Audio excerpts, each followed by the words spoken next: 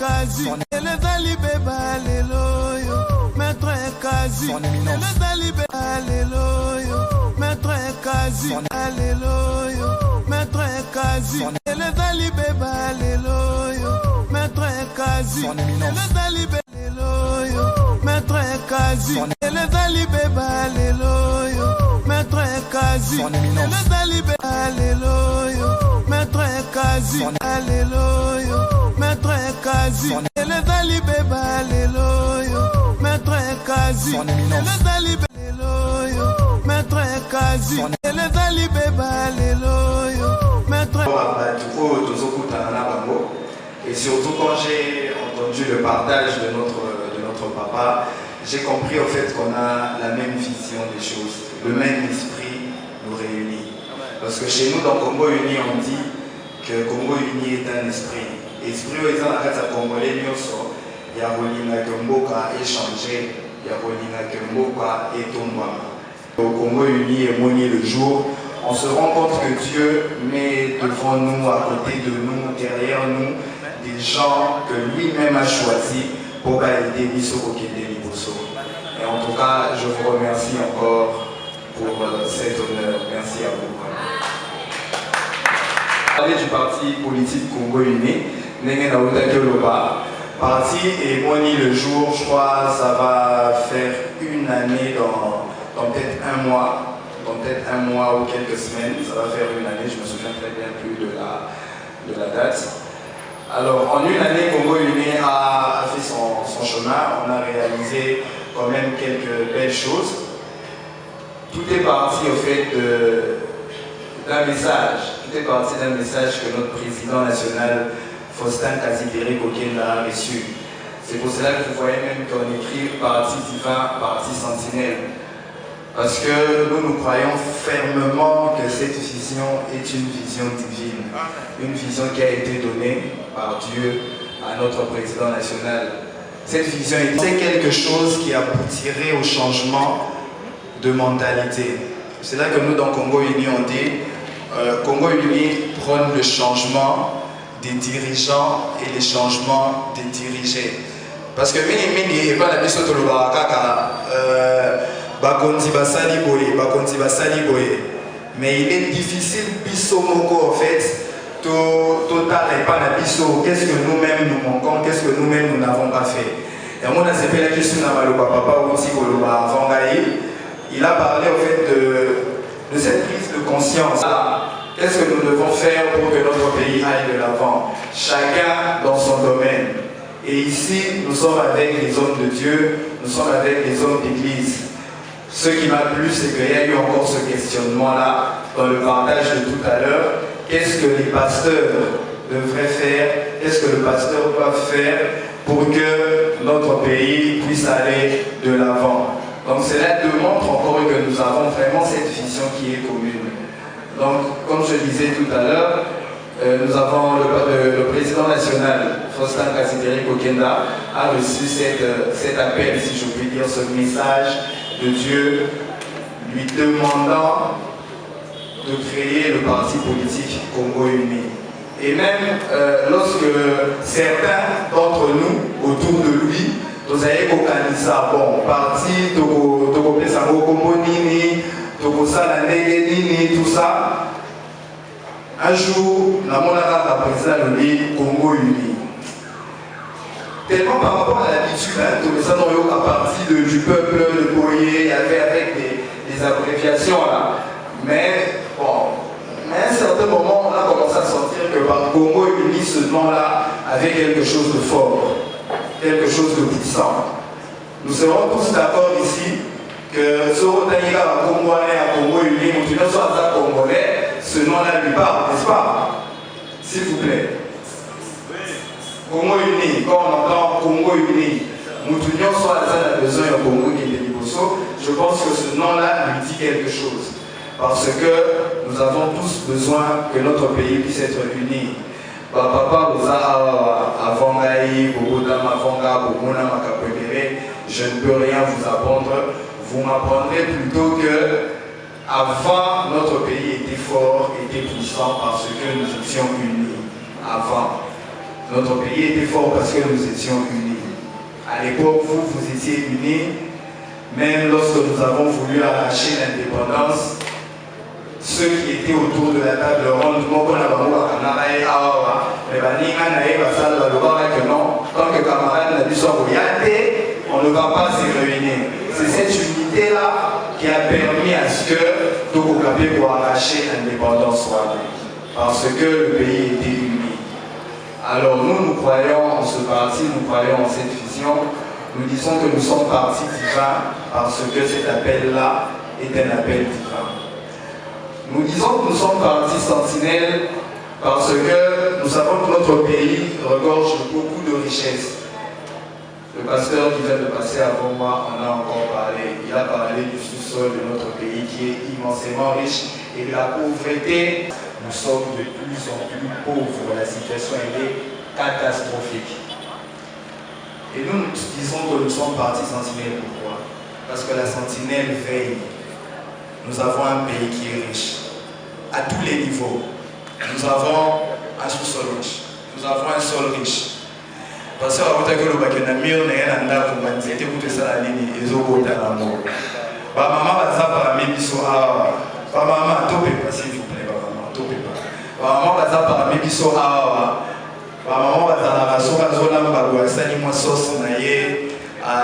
vous je sais pas, tomates, piment, tout ça. Une semaine après, vous allez vous rendre compte que c'était moi, Mickey, et comme à 3 jours. Vous vous rendez compte au bout de 3 jours, c'était Mickey. Soyez pas sûr à la bien que après peut-être 2 semaines, 1 semaine, comme il y a des tomates, piment. Ce qui veut dire que notre pays est immensément dans les années. Et ça va à terre au commuana, au sali politique, au CDC, au Zugo Monayo, au Tovi Banda, tout ça. Non. Il faut faire la politique pour l'intérêt général.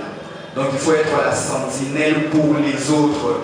Et il y a des changements ils ont concerné les dirigeants, diriger peut moko na point na bamo faut la sentinelle. Parce que comme on dit en français, chaque peuple a les dirigeants qu'il mérite.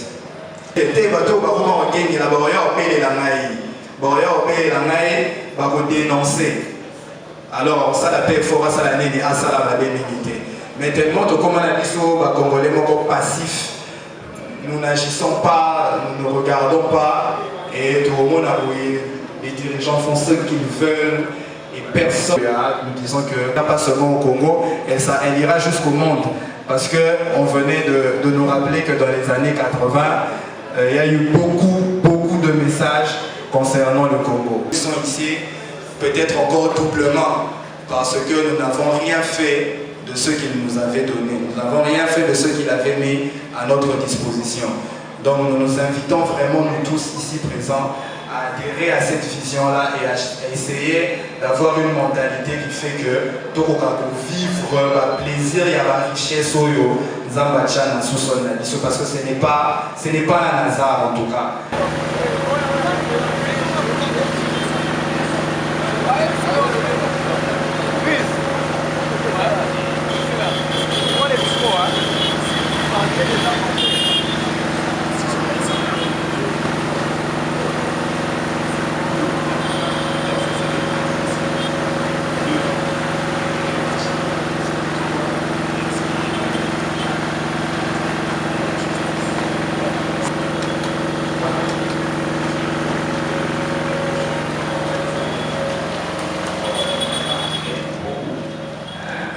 Je pense que je vais laisser au protocole.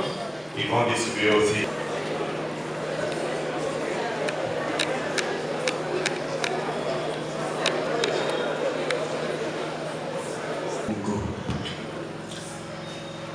Chers révérends pasteurs,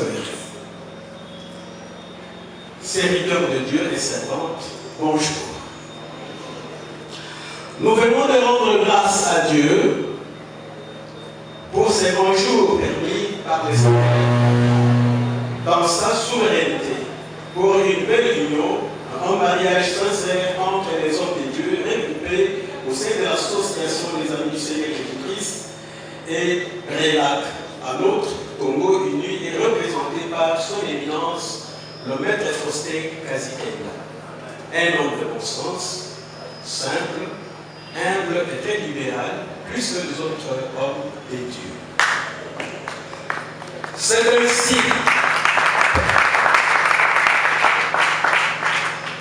ainsi, nous donnons notre apport pour soutenir sa vision politique et les combats qu'il mène pour l'intérêt général du peuple congolais et leur unité.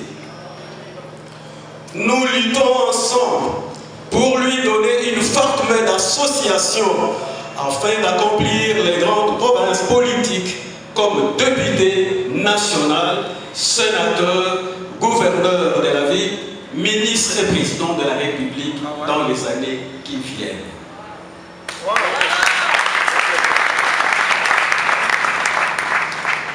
En effet, un acte de partenariat sera conclu dans les prochains jours entre les deux partis.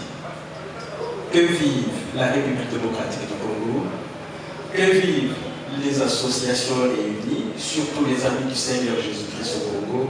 Que Dieu vous bénisse. Signé, secrétaire général de l'Assemblée pasteur. Totelemi et ce qu'ils sont en Bisso, Totelemi, Tolaba, il la partie, et puis Dorothy Kamaloba et Kaya président. Totelemi. C'est mon parti, ma lumière, je la porte avec fierté. Parti divin, parti sentinelle, avec toi le changement du Congo est possible. Quand on viendra, la haine nous diviser, elle nous trouvera déjà rassemblés. Donc tout l'union, une solidarité, le développement. Ensemble c'est possible, nous accomplirons notre mission divine. C'est le Congo uni, c'est le Congo prospère, c'est le Congo plus fort.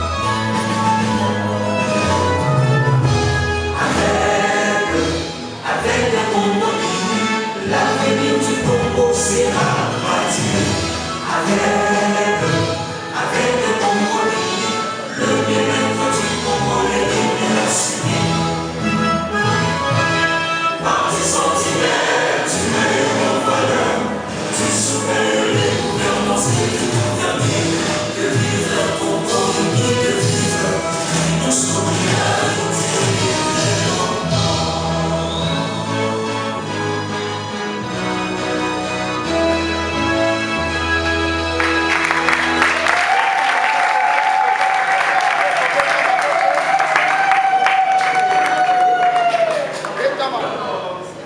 Tout a été déjà fait, au mieux qui m'a dit. Ce sont les dieux, les serviteurs, servantes.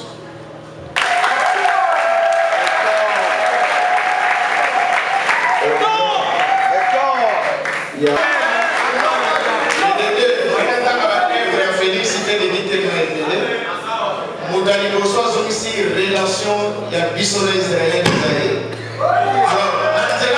Félix Azabé n'a pas n'a le bateau, il n'y a pas pour sa Congo lobby. Papa nous sa vote à la balle. Alors la vision va nous soutenir. J'ai trouvé un homme bon, ne va pas le discours. Un homme bon, sain, humble.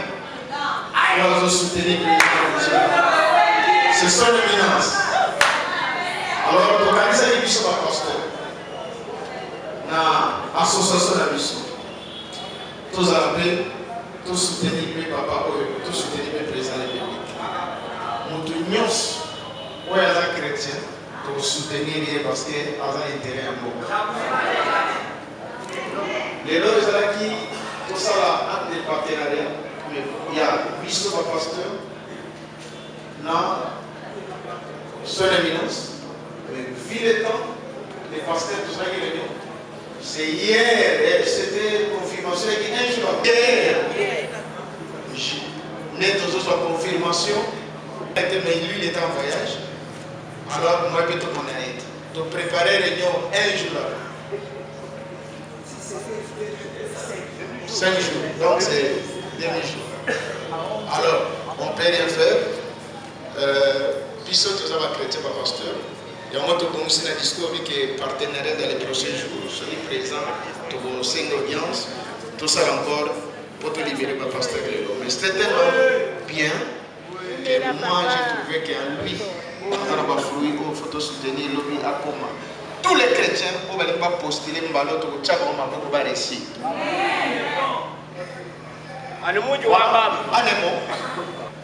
Pape ce micro, tu peux sur quelques mots avant de libérer ma pasteur.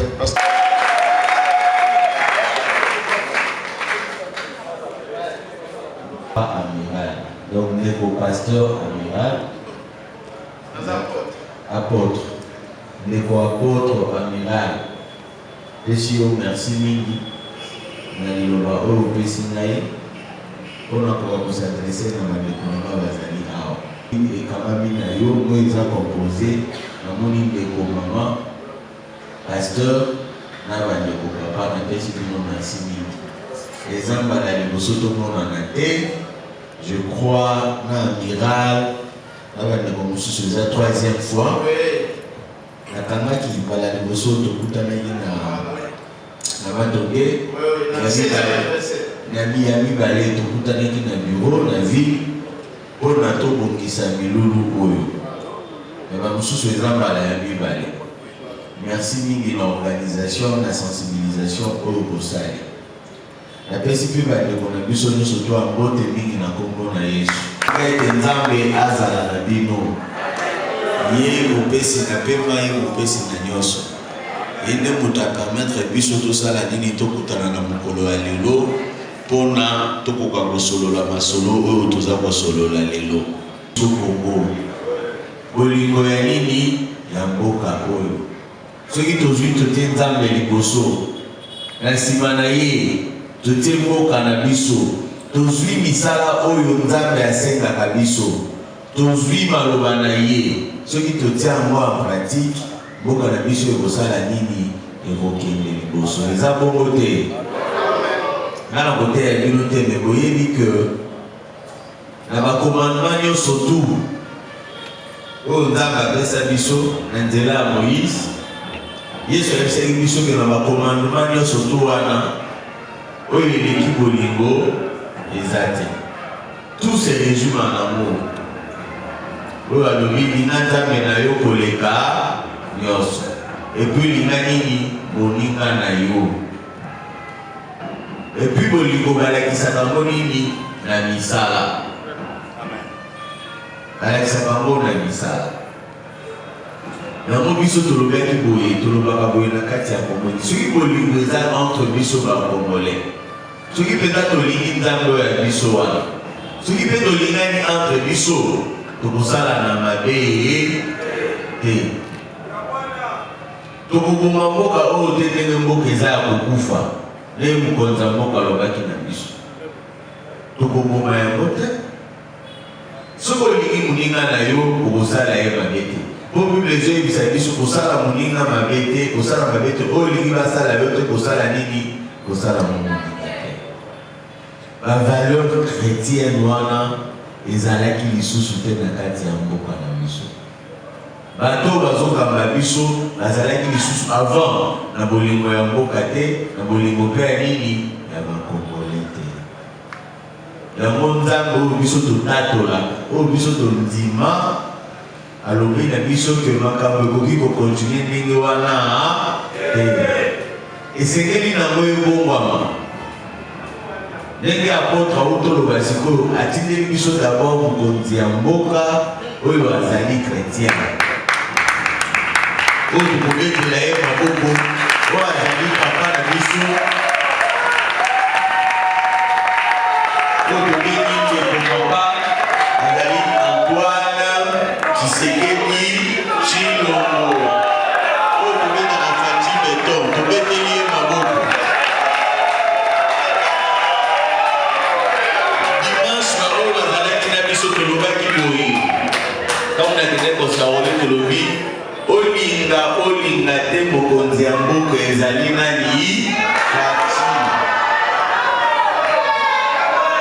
biso tondimela nzambe toyebi ke bokontinue sote eutaka wapi bokontinue sote eutaka epa nzambe tokanisaka bato mosusu bakozala bakonza mboka oyo mpe bakuma bakonza mboka oyo te ale nzambe ayokobimisela biso nani Faci epuis azali chrétien oyo komonaka aza kotatola kombo ya nani ya nzambe me na ye moko akokoka kosala komosala nyonso tu impossible mboka oyo badifficulté eza nango mpasi oyo eza nango mutu moko akokoka kobongisamo ye moko ata papa na biso Faci balongoli ye bazwi oyo batie wana ata oza na nguya ya ndenge nini mais soki oza na bakambi oza na bakolaborateur ya malamu te okosala nini okokoka te okokoka te yango nzambe apesi biso vision naza na esono mingi parce que bato nazoloba na bango baza bapasteur bato nazoloba na bango baza basali ya nzambe oyo nakoloba j'espère que vous comprenez ngai facilement esengo na ngai eza yango wana nzambe atelemisi biso ngai nazalaki na posa ya kosala politike likolo te nzambe na ngai na likolo aza komonaka je ne voulais pas faire la politique mais nzambe aye kokotisa kati na ngai posa wana ndenge ati alobi telema sala parti politique. Je résistais. Mais quand on a résisté, pour ça, les autres salles sur l'île, ils ont eu sous ma casse, ils ont mata. D'abord, le élément créé parti politique. L'économie, ils ont le Cameroun, Ntabaza Mouneni, Ndabo Tondimela, Ayuka Kapolela, la biso kwa Zanzabe ya Mikama, Asuka. Je vais t'utiliser de tout ça de la Moïse. Donc ça de la yo na salela David. Donc ça de la yo alobi na sala nini kende na banda parti politique na zalaka ngai moko na nzambe wana. Batu oyo nzambe alobaki na nga kotinda bango tokende na bango ensemble tito ko na suka ezande bino basala ya nzambe. Bino boyi nazo pesa nzambe wana merci na pasteur de bon tu vas dire à contact na yebaki ata mutu te ndenge bazali awa mais nasalaki nini nayoki kaka maloba babi nasala nini nasalela tala lelo oyo Congo ini ekomi famille monene apôtre ndenge nayebisaki oyo dimanche passé il fallait là que s'envoler. Et puis si on va trouver ça la nini, aya va que nous retirons. Dans le binaza na mbongo te, on peut ça va trouver ça la nini, aya. Oh ya nini ya ça la nini, aya va que nous retirons na ça la nini na s'envoler. Bande kolongai batu oyo babimaki dimanche wana du jamais vu. Esprit, oui. 20 000 personnes. 20 000 personnes. Et puis, bah, tout ce que pour les années dimanche, il a fallu que Kosambela, la culture, on se souvient que les années transport avec une musique. On s'est retrouvé avec 20 000 personnes. On a atteint les sous de nos binômes. Alors, on a atteint les arbres pour la main en boule. Et qui t'a ramassé, c'est ça que vous pouvez savoir. Pour bateau, il y a des gens qui ont les gens sont sortis de partout. Qui chassent ça, mon bibaba, mon bébé wana. Mon bébé wana. Merci.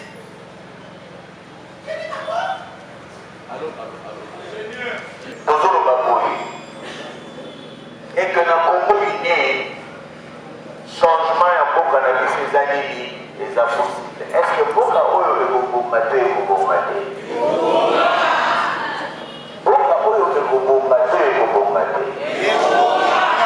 a beaucoup de choses qui sont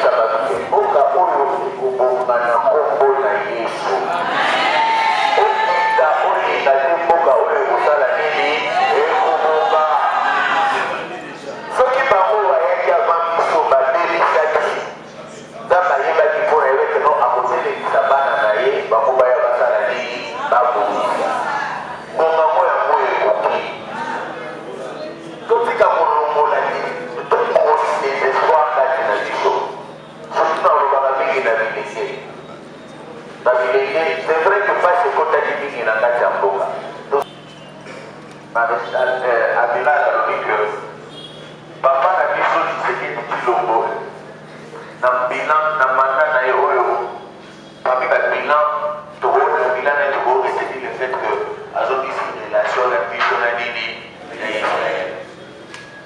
Mais pour les que Israël c'est un état d'esprit. Déjà les camps ya molimo. Beaucoup d'idées ba na Israël ba na pona mboka na bango. Pour kaita ya kuteka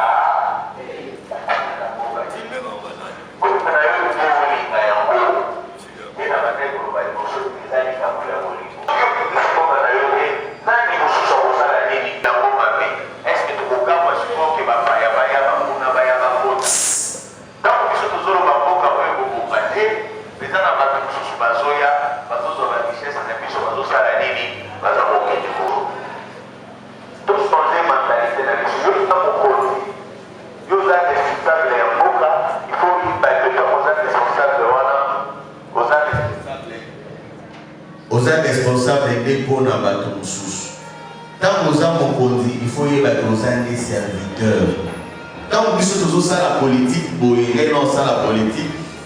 Vous avez la politique pour l'intérêt de la raté, vous avez la politique pour l'intérêt de la peuple. Pour y soyez, c'est que vous avez des ala munene akende liboso esengeli na asala nini ami azala serviteur ya mongai na bipesi na ngai rôle wana nazande serviteur ya peuple na kovanda bien na koyoka kimia tant na komona ke ba condition ya ba congolais bandi kosala nini ko changer yango naza kosenga na biso totelema changement bamemaka ngo kaka na action. Avantage de biso ba traité biso tozali ezali litoyebi liloba nzambe atelemisi ngai kati na bino pona tosala musala na mokonzi ya mboka tobema changement na nini na mboka na biso ngana kodecevoir bino ata mokolo moko te puis ngana kana besoin ya base on fait ezate parce que tolingi tobema changement toana besoin ya renouvellement ya classe nini ya classe politique. Et puis les tingaïbe, nazana nomoni ba pasteur ou bazaba pasteur ya Mbuya bazali. Mais ngai na limite ba pasteur bino ne bozaba pour na humilité na bino. Po ba tu ba koma ebele ba matérialiste. Na koyebisa bino moni ba pasteur ou bozali awa, bozana Mbuya ya makasi koleka ba pasteur ebele. Ata lelo tamboli makolo, ata lelo ozangi eloko kolia, ata lelo ozangi eloko kolata. Il a décidé que oza moins pasteur, que ma pasteur musu batambola na ba jet ba te. Biso tant to bana kokola, ma pasteur bazala ngi lokola bino. Boye. Ma pasteur to komo mona mikolo, je n'ai rien contre, en tout cas, mon pasteur azala locataire. Mais l'excité de l'eau, Azan locataire, Azan a moulu pour un jamais. Vous allez dire au monde à pasteur Azotan pour la Makolo, il ne se gênait pas. Souci naïe, Zalagini, Ate, Yane, Batmasa, Lanini, Babika. Mais le lot est sous bon côté. Comme tout le monde a un pasteur, il faut à la Nachi Pamouné. Comme tout le monde a un pasteur, il faut à la Tababak. Comme tout le monde a un pasteur, il faut à la Bagarre du corps. En tout cas, l'église a bon la ligne à côté. Et à mon âge, il m'a dit papa parce que nous avons dit de quoi miracle. On a hésité qui peut être envoyé à un matin de un TV dans la ligne à travailler dans les classes. Nous avons besoin de l'église où ils ont apporté à Kala Mukuna. Kuna n'entame Mazali, Moli n'entame Mazali. On a besoin que l'église et tout le monde a voté. Il faut voter pour un changement. Un changement est à l'intérieur Congo uni, parti où nous avons voté. Merci, les sous-sous. Nous avons dans la vie, c'est juste le prise de contact. Mais Nazana Elika est de Tokokende Liboso, Tokokende Musika. Et que Mikolozoya va Milulu et Boza. Quand le pasteur, non, apôtre va porter les mains à Bobé Nabino, à l'objet que le président Amélie Bino, et c'est que la mission de ça l'année du Tobi Matoya. Nana Zali Bosso, Bino Boza Nassima, quand on va trouver au monde, on va venir de changer les amis. Leader bayeba ndenge wana. Hésitez te. Tosala ngo pona biso te, mais tosala ngo pona mboka na biso, tosala ngo pona bana na biso. Lobi biso moko tokozala fier na makambo toza kosala, bana na biso bakozala fier na makambo toza kosala, et puis tokomema changement na mboka na biso. Mutu akosa biso lisusu te, napesi bino merci.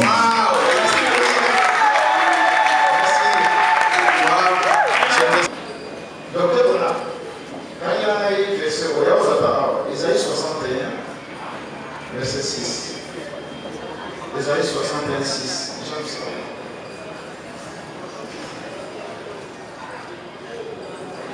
Mais vous, on vous appellera sacrificateur de l'Éternel, on vous nommera serviteur de notre Dieu, vous mangerez les richesses des nations. C'est un verset très important que j'aime ça. D'aligner ce verset et accomplir la vie d'un peuple congolais, en particulier les chrétiens. Tout ça a raté que tout ça a qu'il y a des richesses et que nous ne vivons pas ces richesses et nous n'en bénéficions pas. Tout ça va partisan. Il y a richesse, il y a un bon cannabis. Awa balobeli ba païente, mais balobeli ba chrétien. J'insiste bien, balobeli pour ba chrétien. Parce que Vandela. Mais vous, voilà entre parenthèses, ce sont les hommes que nous sommes. on vous appellera sacrificateur de l'Éternel. On vous appellera qui? Sacrificateur de l'Éternel. Le mot là, mot sacrificateur. On vous appellera chrétien. C'est ça, non? Oui. Après. On vous nommera serviteur de notre Dieu. Ok. Ok. Et ça, quand il fait la loi, il y a un peu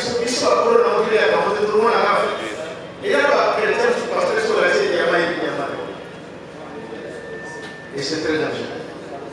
Et les me voir pour prier pour la Congo. Nous recommandons, Seigneur, notre président de la République.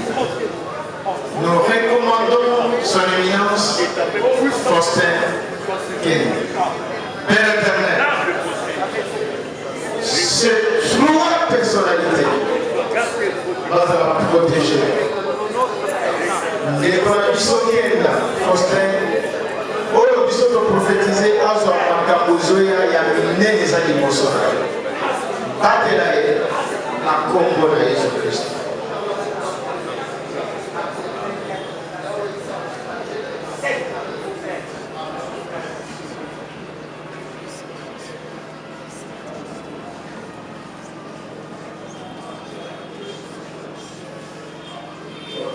Alors, en tout cas, nous avons clôturé sur le Gondé particulièrement pour la été. Président, passez les mots. La ligne de Tchama comme photo, pour prophétiser que l'élection sera nous amenée. Tchama comme photo, Gondé la Pona.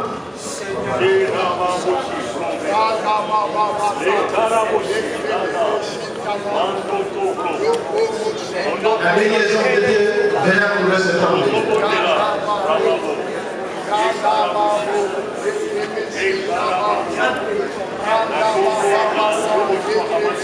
Prions pour ces papas. Que notre Dieu a assisté. Notre Dieu a protégé les élections. Et si nous sommes postulés à soi, a reçu au nom de Jésus. Au nom de Jésus. Au nom de Jésus. Au nom de Jésus. Au nom de Jésus. Au nom de Jésus. Au nom de Jésus. Au nom de Jésus. Faustin, quelle la quasi à construire dans l'élection prochaine. Nous les déclarons. Et si nous sommes en train de toucher les mots, au nom de Jésus.